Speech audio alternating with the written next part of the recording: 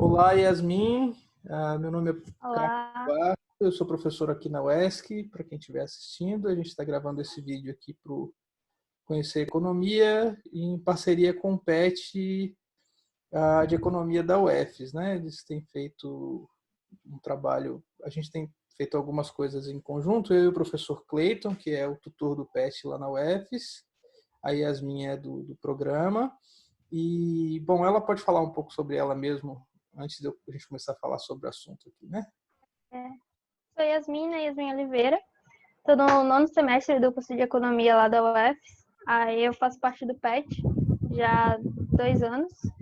E como a UFES suspendeu as atividades dada a situação do Covid, a gente resolveu concentrar nossas atividades, que agora são remotas, em monitorar a evolução do vírus aqui, especialmente aqui na Bahia, né? Então a gente está tentando todas as atividades que a gente já desenvolvia antes, a gente tentar direcionar elas para a situação do Covid. Bom, muito legal. Eu sou coautor do Clayton em alguns artigos. Geralmente a gente trabalha com coisas de macro, né? A área em que a gente tem mais coisas juntos.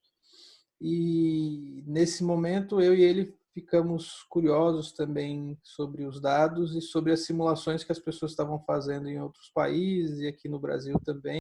A gente deu uma olhada, o pessoal de Minas tinha feito simulações para Minas Gerais, o professor Rafael lá da UFMG, que é professor do departamento de economia deles, o professor Júlio, que é professor do departamento de economia da Universidade Federal de Uberlândia, tinha feito simulações para o Brasil. Na verdade, eu acho que essa foi a primeira inspiração.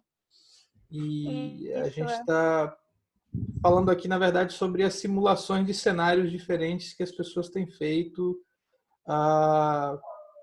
do número de contaminados no Brasil, né? Então, a primeira pergunta que eu vou fazer é assim, como foi essa tentativa de fazer a simulação? Você explicar um pouco de uma maneira um pouco mais didática. Eu participei um pouco disso com o Clayton também, mas foi você que efetivamente fez as simulações, né? Então, você explicar um pouco o que é o modelo que previu essa quantidade de infectados e tal. Você pode até mostrar na tela um pouco do que você fez e falar um pouco como você fez as simulações. O professor Clayton, ele viu o post no Twitter do professor Rafael, né? E aí ele compartilhou comigo. Aí eu fiquei na curiosidade de saber como era esse modelo e se era possível, se eu conseguia, né, replicar ele facilmente. Aí eu fui atrás, fui procurar o post do professor Júlio.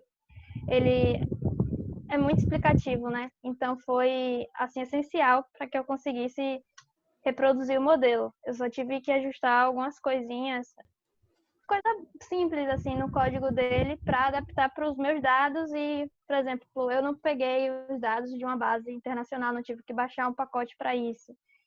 Os dados já estavam no meu computador, porque aqui a Secretaria de Saúde ainda não está disponibilizando esses dados para download, né? Então, todo dia eu pego o dado que ela divulga no boletim e coloco numa planilha, e essa é a minha base de dados. Então, ela já estava no meu computador, não precisei de algum pacote do R para baixar essa base de dados internacional, nem nada disso. Eu tive que fazer algumas adaptações. Bom, para quem está assistindo, a gente está falando de modelo o tempo todo e a gente não explicou ainda de que modelo a gente está falando, né? Porque essas previsões, inclusive teve uma matéria do Correio da Bahia que divulgou as previsões que vocês fizeram com esse modelo. É um modelo que ficou conhecido como CIR, né? Que é um modelo Isso. de propagação de infecções, que tenta prever a quantidade de infectados numa pandemia. Então, a sigla CIR vem de suscetível, S, I de infectado e R de recuperado. Né? Nesse modelo não existe divisão entre quem se recuperou e quem eventualmente veio a óbito, que é uma simplificação do modelo. Assim. E ele não considera as questões de demografia, né? Nascimentos, óbitos por causas Isso. qualquer. Bom, outras pessoas fizeram isso no mundo com mais ou menos sofisticação, né? Tem um grupo de pesquisadores na Bahia que envolvem professores da UFES, da UFP, eu acho que da UESC também, que fizeram uma versão desse modelo envolvendo interação espacial entre os municípios. Então tem um site que a gente pode colocar na descrição do vídeo, e nesse site as pessoas podem acompanhar as previsões por municípios. Essas previsões também são baseadas num modelo similar a esse que você fez, né?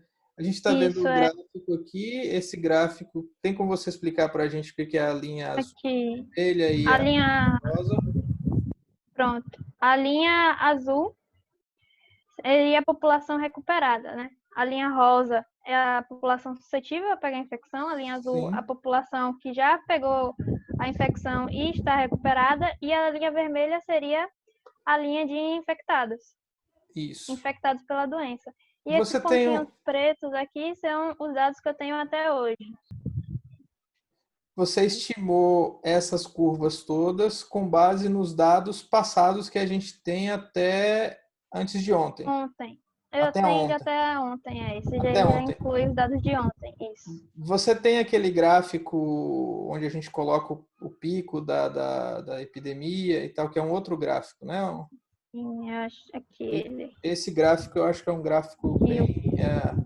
Então a gente tem aqui essa curva, esses pontinhos pretos são os Dados já efetivamente observados, infectados, já observados, e aí você estimou essa evolução dos infectados a cada dia com base nos dados observados usando um método estatístico, né, para Isso, estimar os padrões exatamente. do modelo. O pessoal tem feito muitos comentários na mídia televisiva, etc., jornais e tal, sobre uma coisa que até pouco tempo atrás a maioria de nós não conhecia, que é a noção de R0, né? Isso. É bom agora fazer um disclaimer aqui, nem eu nem a Yasmin somos da área de saúde, nem de infectologia, né? A gente está olhando aqui para os dados como pessoas que eventualmente têm treinamento na análise de dados e especialmente nessa coisa de simulações, de sistemas dinâmicos e tal, mas a gente não é da área de saúde, então é importante frisar isso, que a nossa análise é apenas estatística e simulação computacional. Outras variáveis que eventualmente tornam o modelo melhor ou pior em fazer previsões devem ser sempre consideradas aí, né? Esse é um exercício que tem muitas limitações, mas ainda assim as pessoas começaram a falar muito sobre o R0, que era uma coisa que até pouco tempo atrás mesmo a gente não sabia o que era, né? Isso. Primeiro você podia falar, deixar você falar o que é R0 e qual é R0 que sai da sua estimativa com os dados da Bahia até agora. A gente está falando sempre de previsões para a Bahia como um todo, né? Isso. O R é basicamente o número de pessoas que uma pessoa infectada pode contaminar. Sim. Então, alguém que contraiu o Covid, ela pode contaminar quantas pessoas? O R0 que a gente achou é de 1,5, mais ou menos, se eu não me engano. A primeira estimação que a gente fez achou 1,62 e a mais recente eu acho que é 1,5, se eu não estiver enganada. Vou conferir aqui. Mas é basicamente isso. A gente Basicamente está perto de abaixo. 1,5, abaixo da média Já, internacional, né? isso, acho que a China está perto de 2, ou mais que 2. Então a gente já está abaixo dessa média dos países da Europa e asiáticos.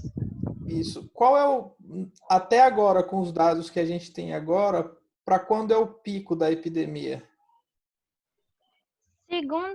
De acordo com os dados que a gente tem agora, né, o pico vai ser mais ou menos no dia 16 de maio. Que Né? é onde a gente Então, está por olhando volta o aí de gráfico. 16 de maio, a gente vai atingir o pico, que vai ter mais de 1 milhão de infectados. Bom, mais uma vez as ressalvas todas, né? A gente está falando de Isso. coisas aqui que são simulações numéricas, que É um precisam ser cenário, olhadas, pode não acontecer. pode não acontecer. A gente torce que as medidas, não só as medidas de contenção disso funcionem, como também variáveis que a gente não consegue olhar no modelo diminuam esse R, fazendo com que esse número de infectados seja efetivamente menor do que o modelo está prevendo, né? Tem muita coisa Sim, sim. que não tá nas equações no modelo, né? Como eu falei antes, o modelo CIR tem 3 equações basicamente. Uma equação para as pessoas que são suscetíveis a pegar a infecção, as pessoas que foram efetivamente infectadas e as que se recuperaram, né? Então, naturalmente, você tem uma trajetória de pessoas que são suscetíveis, que vão sendo infectadas, elas se recuperam e deixam de ser suscetíveis. Então, por isso que você tem um Isso. pico da infecção, da pandemia, e depois um momento que é esse pedaço à direita da curva, depois do pico, quando o número de infectados vai caindo até chegar a zero, né? Então, só fazendo essas ressalvas, porque eu falei com o professor Clayton também, né? Acho que a gente tem uma responsabilidade muito grande agora na hora de divulgar esses dados baseados em simulações, porque eles informam as pessoas de maneiras diferentes e não são simulações precisas, assim, não são perfeitas, né? A palavra Isso. precisa. Na nota que a gente lançou no site do Departamento de Ciências Sociais lá da UFES, a gente tomou esse cuidado para que a gente não está afirmando nada, né? É uma simulação. Esse cenário nos próximos dias vai depender muito das medidas que forem tomadas hoje, que foram tomadas semana passada. Então, pode ser que a coisa mude de figura completamente na próxima simulação. Na semana que vem eu fiz essa mesma simulação. Pode ser que a curva já tenha achatado um pouquinho, pode ser que o pico se prolongue mais, né? Não seja mais 16 de maio, seja depois. Bom, essa é uma Então, a gente tomou outra questão. cuidado com isso. Quando as pessoas estão falando em achatar a curva, é dessa curva que a gente está falando, né? Está falando dessa Isso, curva aqui. Achatar a curva para que o pico de pessoas infectadas ocorra com um número menor de pessoas infectadas. isso, Então, exatamente. aí você teria um sufocamento menor dos sistemas de saúde, das UTIs, dos respiradores em particular, né? A gente está falando justamente dessa curva aqui, né? Por último, uma coisa que eu queria te perguntar um pouco para os estudantes de economia, assim, né? Uma coisa de comunicação com os estudantes de economia.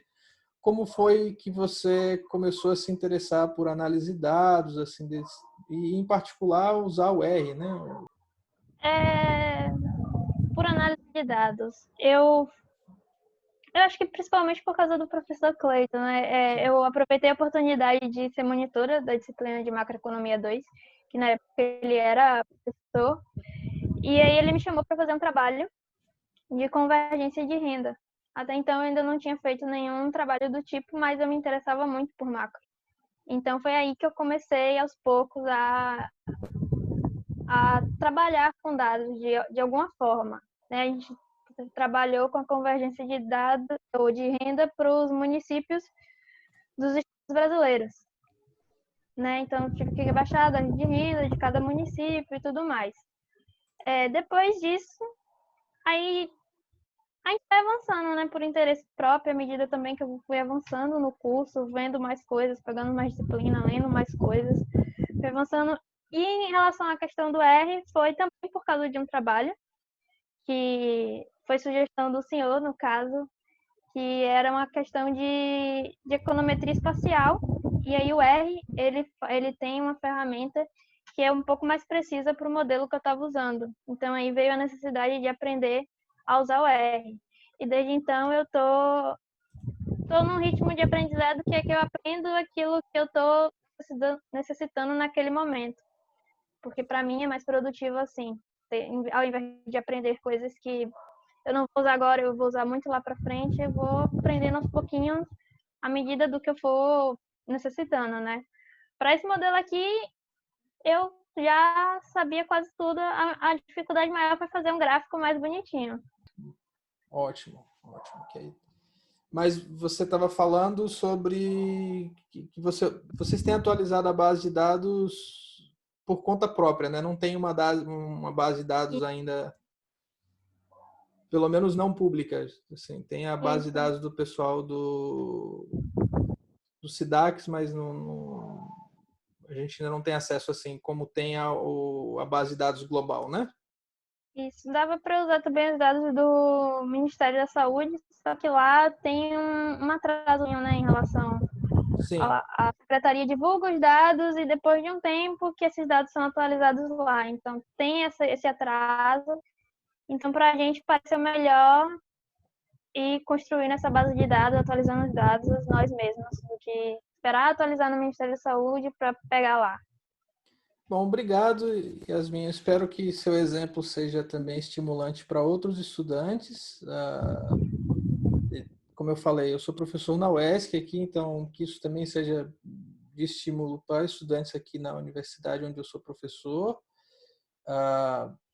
Mesmo um estudante de graduação consegue produzir informação científica interessante, a gente tem um monte de coisa disponível para aprender e você é um excelente exemplo para todos esses que têm interesse em aprender um pouquinho mais sobre como utilizar ferramentas de análise de dados. Assim, isso não é preciso esperar muito para começar a botar a mão nisso, né? No mais, eu espero que a gente continue pensando em alguma forma de melhorar o modelo, talvez implementar outras simulações incluindo algumas outras coisas no modelo, como, por exemplo, estimar uma versão mais sofisticada do modelo CIR, que é possível ser estimada também usando os dados que a gente tem, né? Muito bacana. Você quer falar alguma última coisa? Só queria fazer um comentário. Eu queria agradecer, né, pelas palavras aí. Eu não fico, fico feliz que me considerem um exemplo, mas não me vejo assim. Eu acho que às vezes a gente, estudante de graduação, a gente fica um pouco com receio. Se a gente pode fazer isso, se a gente consegue fazer isso, porque o conhecimento científico às vezes é divulgado de uma forma muito rebuscada e o estudante de graduação nem sempre consegue compreender tudo que se é publicado aí fora. E eu acho que por isso que a gente fica com um certo receio. Quando eu fiz o meu primeiro trabalho, eu achava que, poxa, eu achava que a coisa era muito mais difícil do que realmente é. E talvez seja esse o sentimento geral, assim. Não sei se estou falando só por mim ou por todos, mas eu acho que é por aí. Então, se uma ou duas pessoas assistirem esse vídeo e pensarem, poxa, realmente dá para fazer isso, dá para começar a trabalhar com dados, eu não preciso esperar me formar ou fazer algum curso hiper mega complexo para conseguir mexer nessas coisas, né? Bom, eu concordo com você. Acho que às vezes a maneira como a ciência é divulgada, ou especialmente os resultados assim de pesquisas que a gente acha mais complexas, parece que não é para a gente, né? Não é para o estudante, olha assim, aquilo não é para mim, não consigo fazer. Mas por sorte, assim, a gente tem muita coisa disponível hoje e é preciso dizer também que nesse momento único que o planeta atravessa, muito do que tem se produzido de informação é fruto de trabalho colaborativo de professores e estudantes das universidades no mundo, né? Então, mesmo essa base de dados global que está todo mundo usando, que já tem pacote para o R, tem pacote para outras aplicações, você tem como baixar esses dados com atualizações diárias, isso é fruto de uma colaboração internacional gigantesca. Então, parte disso fruto do trabalho de estudantes como você no mundo inteiro, contribuindo de alguma forma. Então, de qualquer forma, obrigado. Valeu, um abração então.